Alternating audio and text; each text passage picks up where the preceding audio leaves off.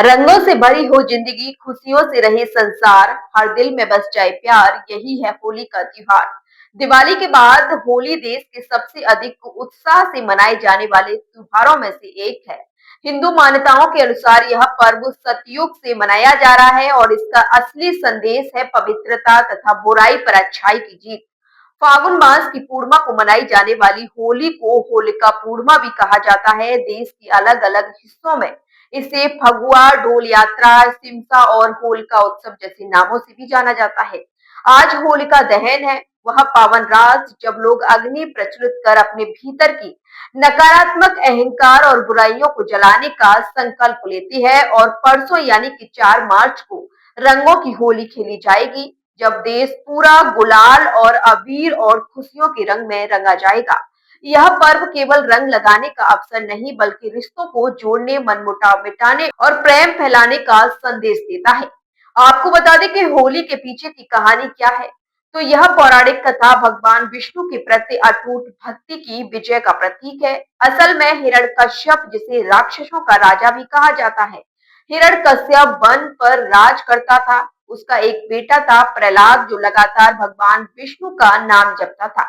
हालांकि हिरण्यकश्यप को यह पसंद नहीं आया और उसने उसे मारने का फैसला किया। ऐसा करने के लिए उसने अपनी राक्षस बहन होलिका को बुलाया और उसे कहा कि वह अपनी शक्तियों का इस्तेमाल करके प्रहलाद को जलाकर मार डाले। जिसके बाद होलिका प्रहलाद को गोद में लेकर आग में कूद गई। हिरण्यकश्यप की बहन होलिका को आग से न जलने का वरदान मिला था, लेकिन जब भक्त प्रहलाद को जलाने के इरादे से आग में बैठी तो विष्णु की शक्ति से प्रहलाद बच गया और होलिका जलकर राख हो गई। तब से होलिका मनाई जाती है। होलिका दहन को छोटी होली भी कहा जाता है। मुख्य रंगों वाली होली से एक रात पहले बुराई पर अच्छाई की जीत के प्रतीक के रूप में मनाया जाता है।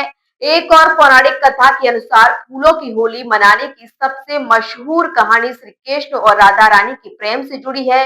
माना जाता है कि एक बार भगवान कृष्ण अपने काम में इतने बिजी हो गए थे कि वे बहुत दिनों तक राधा से मिल नहीं पाए।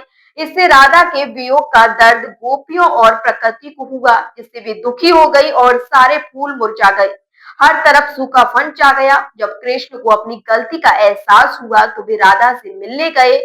उनके आने से राधा खुश हुई और सारी प्रकृति फिर से खिल उठी। श्री कृष्ण ने पौधे से एक फूल तोड़ा और प्यार से राधा की तरफ फेंका। राधा ने भी फूल फेंके। यह देखकर वहां मौजूद गोपियां भी एक दूसरे पर फूल बरसाने लगी। तब से इस दिन को फूलों की होली के तौर में मनाया जाता है।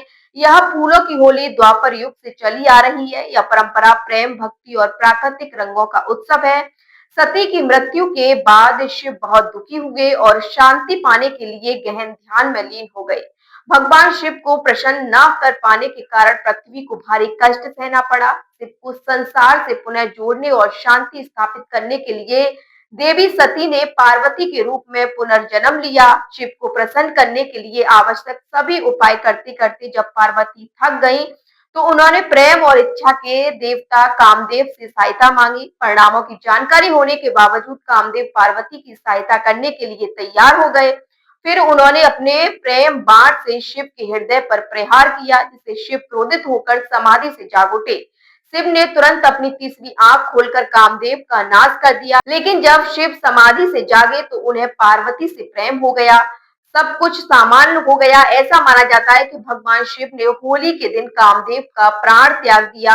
उनके इस बलिदान के फलस्वरूप दक्षिण भारत के लोग उनकी पूजा करने लगे। दरअसल दक्षिण भारत में होली को मुख्य रूप से काम दहन या काम विलास के रूप में मनाया जाता है और इसे कामन पंडिगई के रूप में भी माना जाता है। इस तरह होली केवल एक त्योहार नहीं, बल्कि आस्था, प्रेम, एकता और नई शुरुआत का उत्सव है। आज होलिका की अग्नि के साथ बुराई को विदा करने का समय है और 4 मार्च को रंगों के साथ खुशियों को अपनाने का। होली हमें सिखाती है कि जीवन में चाहे कितनी भी कठिनाइयां आए, अंत में जीत सच्चाई और प्रेम की होती है।